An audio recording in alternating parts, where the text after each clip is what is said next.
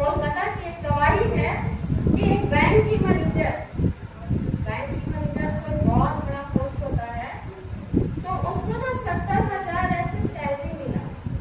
तो वो सैलरी मिला और वो विश्वासी थी, और वो सैलरी ऐसे अपने बैग में रख के, पूरा गड्डी था 500 का सैलरी ऐसे रखा और ऐसे सत्संग ऐसी चल गई।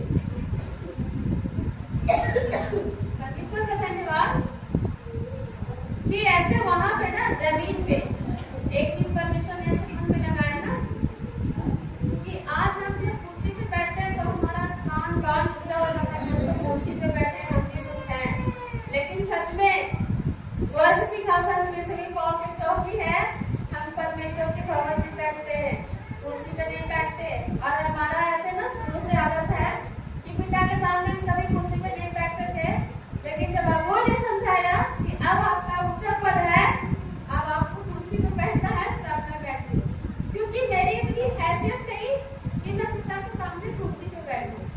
तो बैंक मैनेजर ना ऐसे चार्ट बिछा था, चाहे ऑफिसर रहे चाहे जो भी रहे, उसे बैठना तो धरती पे ही है पिता के सामने।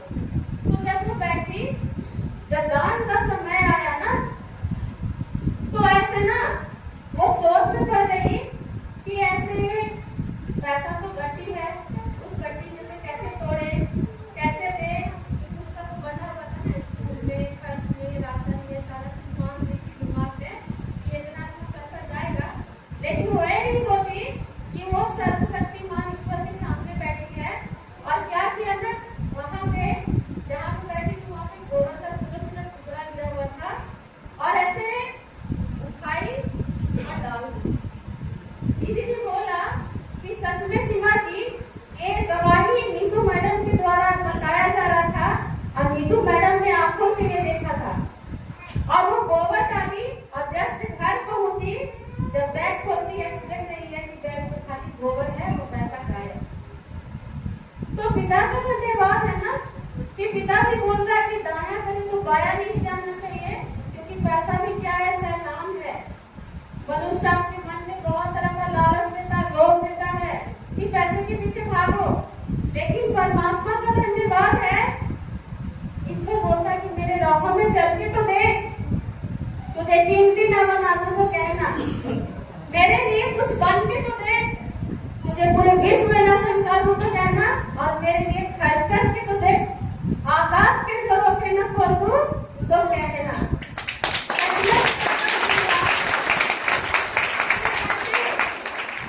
अगर परमेश्वर की करना है तो आत्मा से करो, दिखावे से नहीं करो, क्योंकि मैंने देखा है अर्श से फर्श तक। ये विनय जी का कथन है ना, परमेश्वर इन्हें भी बहुत ऐसे आशीष दे कि सच में अभी तो नया मजदूर, क्योंकि पुराने मजदूर तो पिता के वचन को जान जान के 2 साल 4 साल 10 साल सुस्त पड़ गए, लेकिन इनका तो आया वो 4 से 6 महीने। और पिता के लिए मैंने देखा कि सच में कैसे बोझ उठाया जाता है। तो सच में पिता के कार्यों के लिए तो चल रहे हैं, परमेश्वर तो इन्हें परफेक्ट बना चुके हैं ना, बिल्कुल यीशु जैसे काम करने वाला। तो सच में परमेश्वर बोलता है ना कि मेरी महिमा ऐसे तू ले ले, धारण कर ले। क्या पिता की महिमा को धारण करते हैं? आज इधर से सुना, इधर से निकाल दिया, क्योंकि जब हालात आता है ना तो सच में लगता है कि क्या करे क्या न करे। लेकिन सच में परमात्मा का धन्यवाद कि जब मेरे सामने ऐसे कोई बात आती है तो मैं डरती नहीं हूँ, और ऐसे परमेश्वर का धन्यवाद करके ऐसे बस बोलती हूँ कि पिता बता मुझे कैसे करना है।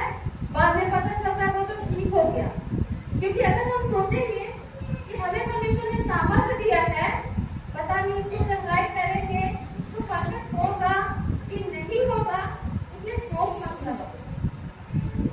अगर चलना है तो परमेश्वर जैसा चलो, सुनना है तो ईश्वर का सुन लो, बोलना है तो परमेश्वर की जैसा बोलो, और देखना है तो परमेश्वर की आंख से ऐसे देखो, क्योंकि परमेश्वर ने वचन में क्या बनाया ना कि हर एक मनुष्य परमेश्वर की स्वरूप में बनाए गए है ना।